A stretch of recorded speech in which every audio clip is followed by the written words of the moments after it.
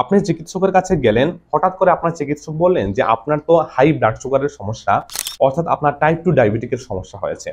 একেবারে শুরুর দিকে ধরা পড়লে আপনি কি ডায়াবেটিকটাকে ঠিক করতে পারবেন, না চিরজীবনে আপনাকে ঔষধ সেবন করে যেতে হবে? ভালোভাবে বুঝে নিন।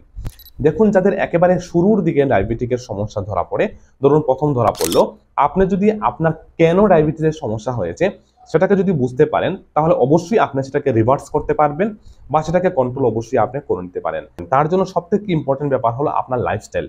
আপনার জীবনযাত্রাটা কেমন রয়েছে, তার প্রভাবে আপনার ডায়াবেটিকের সমস্যা হচ্ছে কিনা সেটা আপনাকে বুঝতে হবে। আপনার ফ্যামিলি হিস্ট্রি রয়েছে কিনা, তার জন্য আপনার মধ্যে ডায়াবেটিকের সমস্যাটা এলো কিনা সেটাও বুঝতে হবে।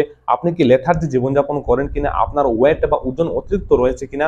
সো আপনি এই সমস্ত কিছু বুঝে আপনি যদি সেগুলোকে পরিবর্তন করতে পারেন, আপনার জীবনযাত্রা পরিবর্তন করতে পারেন, আপনার খাবার দাবার পরিবর্তন করতে পারেন, তাহলে অবশ্যই আপনার ডায়াবেটিসটাকে আপনি কন্ট্রোল করতে পারবেন, আপনি ডায়াবেটিককে রিভার্স করতে পারবেন। অনেকেই দেখবেন আপনাকে বলবেন যে ডায়েটের মাধ্যমে আমরা আপনার ডায়াবেটিকের চিকিৎসাটা করে দেবো। তারা কি করবেন, 5 থেকে 7 দিন আপনাকে নিয়ে রাখবেন, আপনার ডায়েটের মধ্যে যে লো গ্লাইসেমিক ইন্ডেক্স যুক্ত খাবার রয়েছে এগুলো আপনাকে খাওয়াবেন, আপনি যে প্রপার যে খাবারটা খান সেই খাবারটা আপনাদের দেবেন না।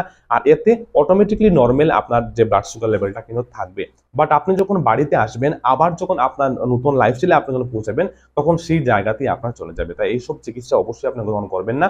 আপনি নিজে বুঝুন যে ডায়াবেটিক জিনিসটা কি, কেন হয়, এবং জীবনযাত্রা পরিবর্তনের মাধ্যমে অবশ্যই সেটাকে আপনি কন্ট্রোল করতে পারবেন। আর যদি প্রয়োজন অনুসারে আপনার চিকিৎসা যদি কিছু মেডিসিন দেন, তাহলে সেটাও অবশ্যই সেবন করুন।